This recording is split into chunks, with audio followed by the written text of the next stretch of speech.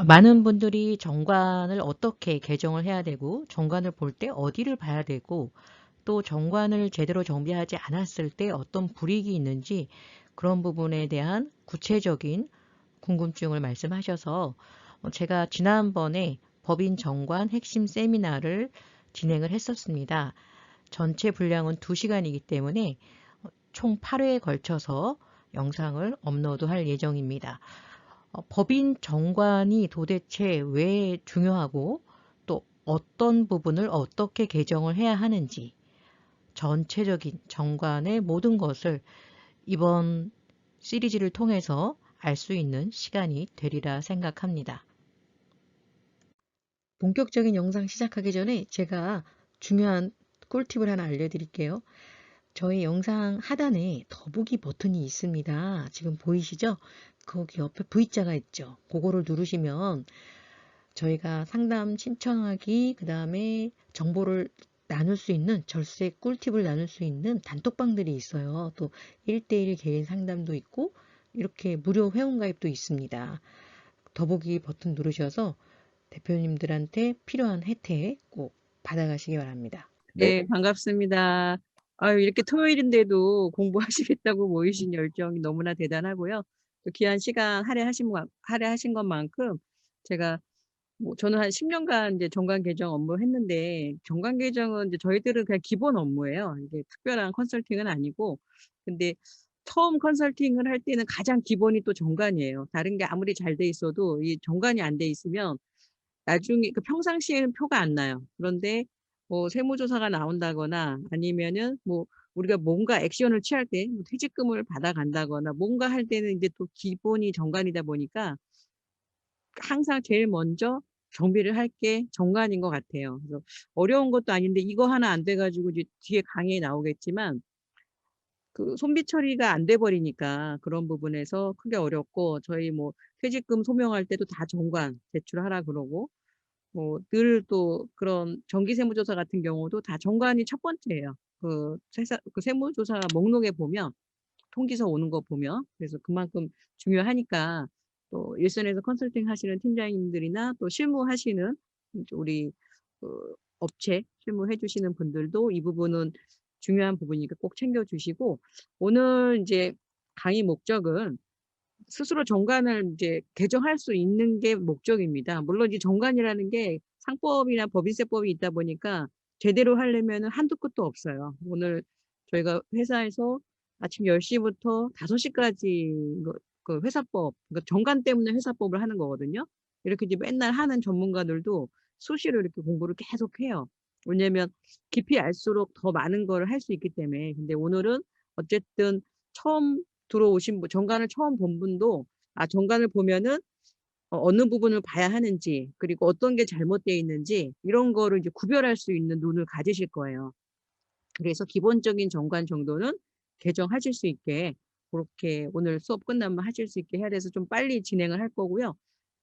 자, 정관을 개정하는 이유는 사실은 이제 이거죠. 절세를 하려고 하는데 이 근거를 만들기 위해서 하는 게 정관 개정이라고 보시면 되고, 제 소개는 잠깐 해주셨지만 저는 이제 정혜래 가업승계 연구소 연구소장이고요.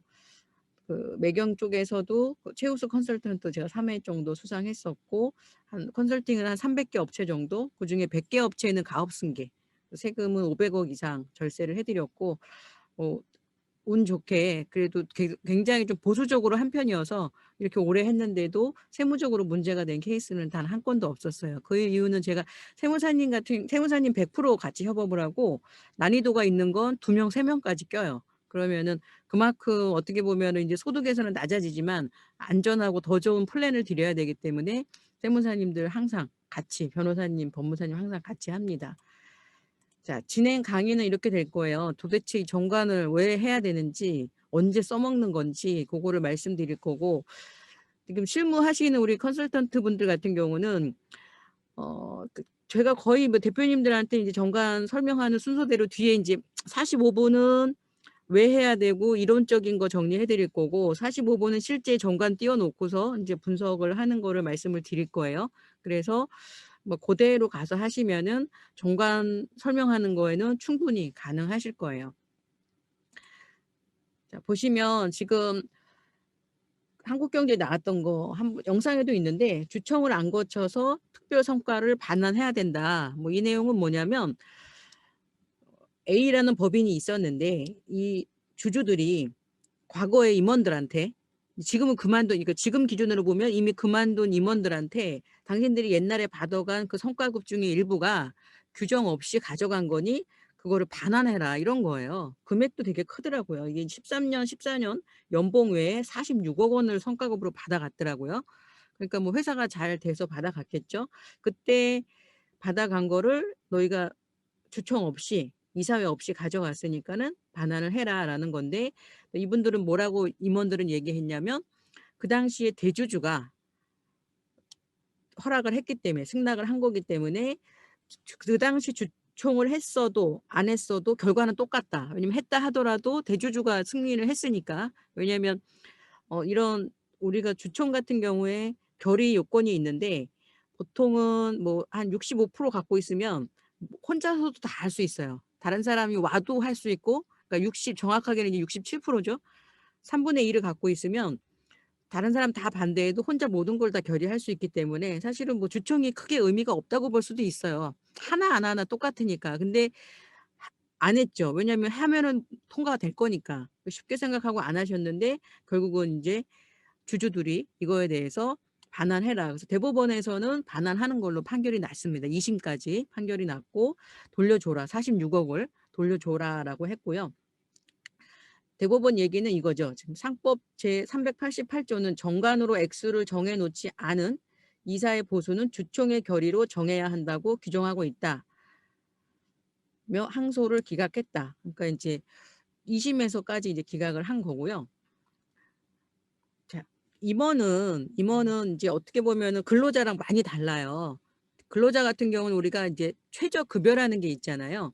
임원은 최저급여가 없어요. 사용인. 그러니까 우리 1년씩 계약하는 그런 위촉직 이렇게 보기 때문에 임원들은 급여 규정이 없으면 못 받는다고 보시면 돼요. 상여 규정, 급여 규정. 물론 이제 가져가도 그거를 모르죠. 우리가 이제 1년에 한 번씩 결산 신고할 때는 재무제표상에서 이제 수입이 얼마고 지출이 얼마고 올해 얼마가 이제 우리 자산 형태가 얼마고 이제 요거를 신고하는 거지 세세한 거를 신고하는 건 우리가 장부는 있지만 국세청에 신고할 때 그걸 다 하지는 않습니다. 그래서 그냥 모르는 거예요. 그런데 막상 조사가 나오면 이제 원칙대로 다 보는 거예요. 이렇게 그동안 이렇게 처리했어? 그러면은 근거가 어딨나 이제 보는 거죠. 그래서 이제 이게 작년에 아마 나왔던 거고요.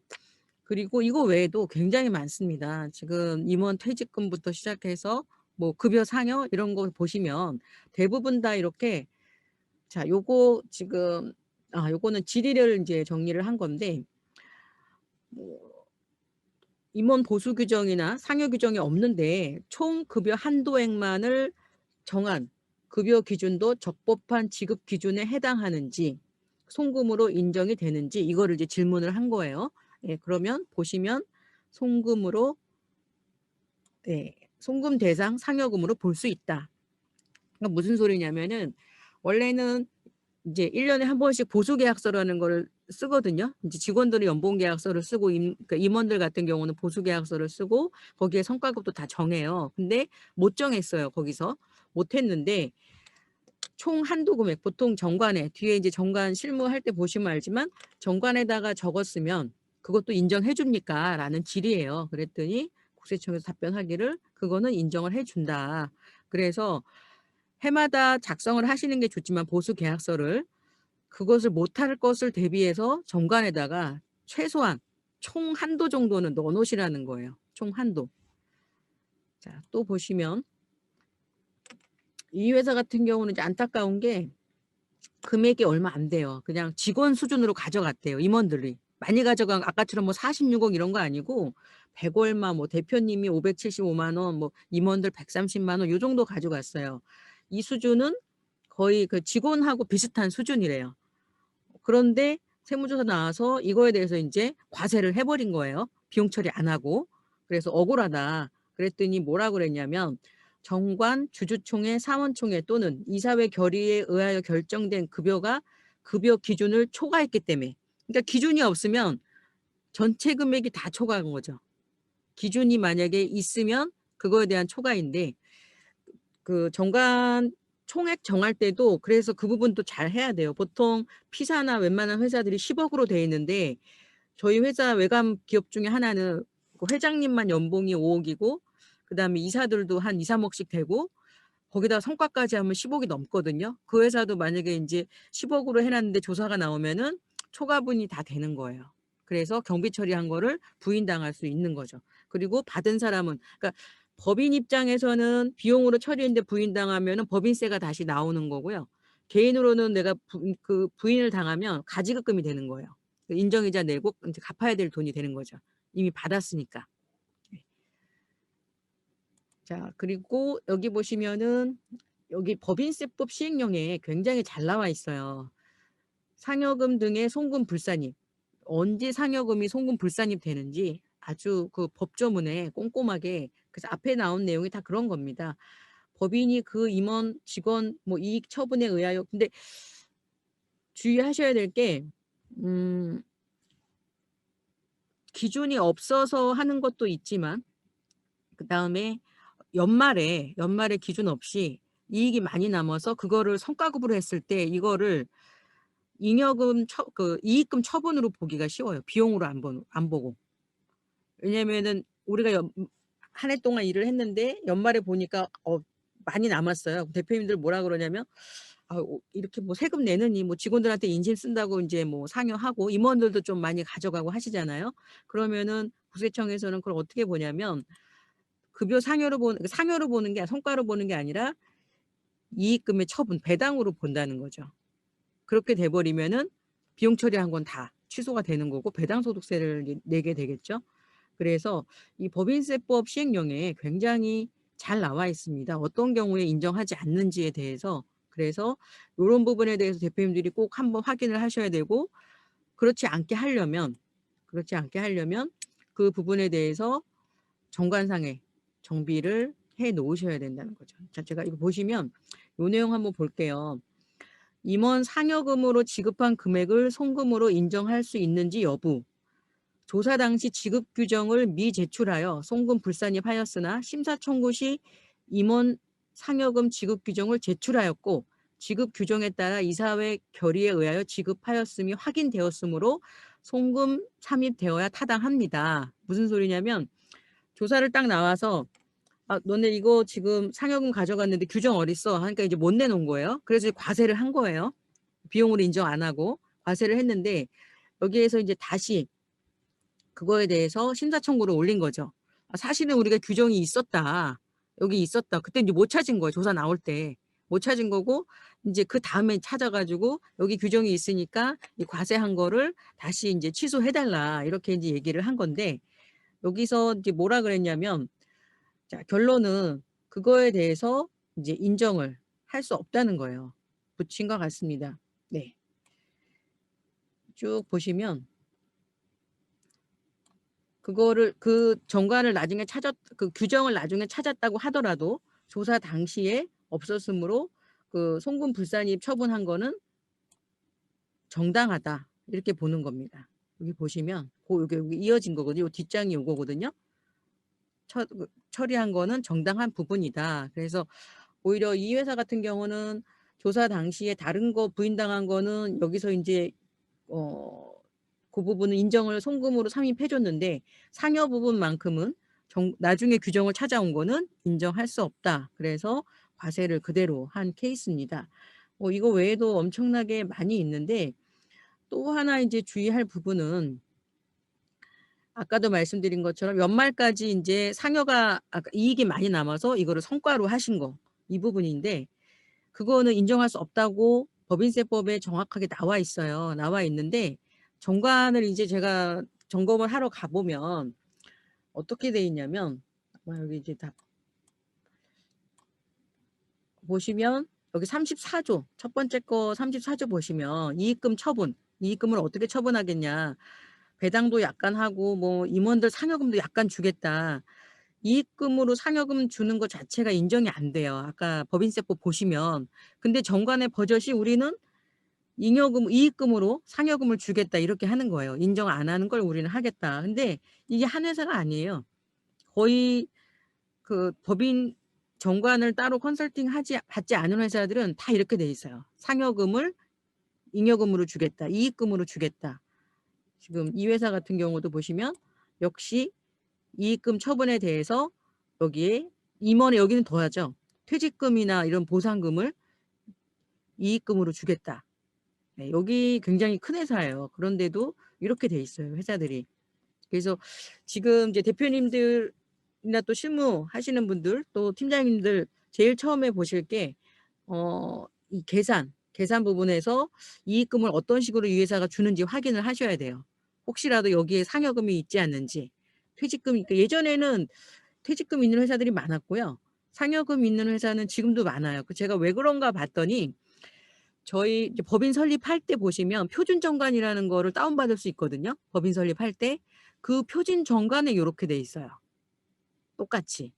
그러니까 다 표준 정관 쓰신 거예요. 그러면 이 정관이라는 거는 법무와 세무 영역이 같이 있다 그랬잖아요. 그러니까 이 표준 정관은 법무사님들이 이제 만들어 놓은 건데 법무적으로는 문제가 없어요. 근데 세무적으로 문제가 있는 거예요. 그래서 표준 정관은 이제 지금 요 내용 들으셨으니까 정관들 이제 본인 회사 거 보시면 이 부분이 있는지 체크를 하셔야 되는데 대부분들은 들어 있습니다.